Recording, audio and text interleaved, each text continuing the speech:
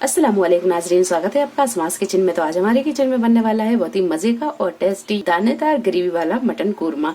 तो चलिए शुरू करते हैं इसे बनाना। इसे बनाने के लिए आधा किलो मटन लिया, इसे अच्छी तरह धो लिया। आधा कप दही, पाउडर मसालों में हाफ टी स्पून जीरा पाउडर, हाफ टी स्पून हल्दी पाउडर, 1 टीस्पून कश्मीरी लाल मिर्च, 1 टीस्पून नॉर्मल तीखी मिर्च, 2 टेबल स्पून धनिया पाउडर और 1 टीस्पून नमक। साबुत मसालों में बड़ी इलायची, काली मिर्च, लौंग, दालचीनी, हरी इलायची, जावित्री, बादियान फूल, तेज पत्ता और शाहजीरा लिया है। आधा कप मखाने, इन्हें हम फ्राई करके डालेंगे। 7 से 8 काजू को हम फ्राई करके डालेंगे। आप चाहें तो यहाँ से पीस कर भी डाल सकते हैं। 1 टेबल स्पून अदरक और लहसुन का पेस्ट लेंगे। 3 मीडियम साइज की प्याज को फ्राई कर लिया है, इसे हम पीस कर डालेंगे। 1 टीस्पून कसूरी मेथी और हाफ टी स्पून पिसा हुआ गरम मसाला और 1 से 2 ड्रॉप केवड़ा वाटर लेंगे। पहले दही को अच्छी तरह फेंट लेते हैं। अब इसमें डालेंगे ये पाउडर मसाले। सारी चीजों को अच्छे से मिक्स कर लेंगे। बड़ा चम्मच हमने तेल को गरम कर लिया है। सबसे पहले ये साबुत मसाले डालेंगे। इसमें डालेंगे अदरक और लहसुन का पेस्ट।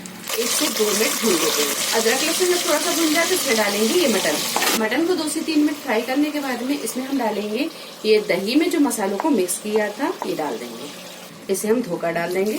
गैस को यहाँ मीडियम टू हाई पर रखेंगे और मसाले को अच्छी तरह भून लेंगे। अब इसे हम ढक देंगे और हर 5 मिनट के बाद में इसे खोलकर चलाते जाएंगे। मसाले को अच्छी तरह भून लेंगे। 5 मिनट के बाद में हम इसे चलाएंगे।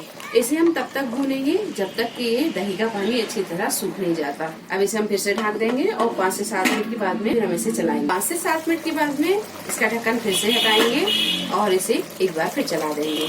मसाला अच्छी तरह भुन गया है। ये देखिए मसाले ने तेल भी छोड़ दिया है।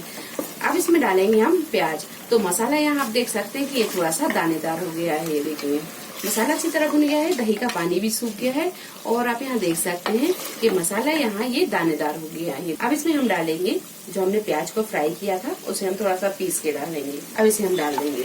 प्याज डालकर थोड़ी देर इसे भून लेते हैं। प्याज को डालकर 2 से 3 मिनट इसे भून लिया है। अब इसमें हम डालेंगे पानी। तो पानी आप अपने हिसाब से डाल दें, क्योंकि हम यहाँ कोरमा बना रहे हैं तो ग्रेवी ना ज्यादा गाढ़ी होती है और ना ज्यादा ये पतली होती है। तो इसमें हम 1 गिलास के करीब पानी डाल रहे हैं।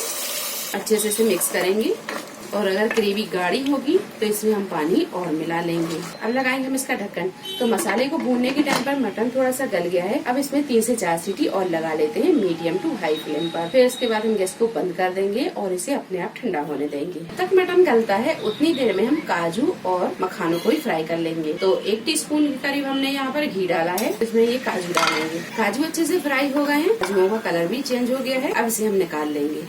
मखाने भी अच्छी तरह फ्राई हो गए हैं। अब इसे भी हम निकाल लेंगे। तो काजू और मखानों को फ्राई करने के लिए हमें 2 से 3 मिनट ही लगे, ये जल्दी फ्राई हो गए। तो अब हम गैस को बंद कर देंगे और इसे हम निकाल लेंगे। प्रेशर कुकर का ढक्कन हटा के हमने मटन को देख लिया, मटन अच्छी तरह गल गया है। तो गैस को हमने यहाँ मीडियम टू हाई पर रखा है। अब इसमें हम बाकी के मसाले और डालेंगे। अगर आपको यहाँ ग्रेवी थोड़ी सी गाढ़ी लगती है तो पानी आप यहाँ पर थोड़ा सा और मिला ले। तो ग्रेवी आप देख सकते हैं ना ज्यादा गाढ़ी है और ना ज्यादा ये पतली है। तो गैस को हम बिल्कुल मद्दा करेंगे। इसमें डालेंगे हम ये केवड़ा वाटर। केवड़ा वाटर डालने से कोरमे में एक अच्छी सी खुशबू आती है। और इसमें हम डालेंगे पिसा हुआ गरम मसाला और ये कसूरी मेथी, मखाने और काजू ये डाल देंगे। सारी चीजों को अच्छे से मिक्स करेंगे। गैस को बिल्कुल मद्दा रखेंगे और इसे हम ढककर 4 से 5 मिनट पका लेते हैं। 4 से 5 मिनट ढककर पकाने के बाद में कोरमा बनकर तैयार है। गैस को कर देंगे बंद और इसे कर लेंगे डिश आउट।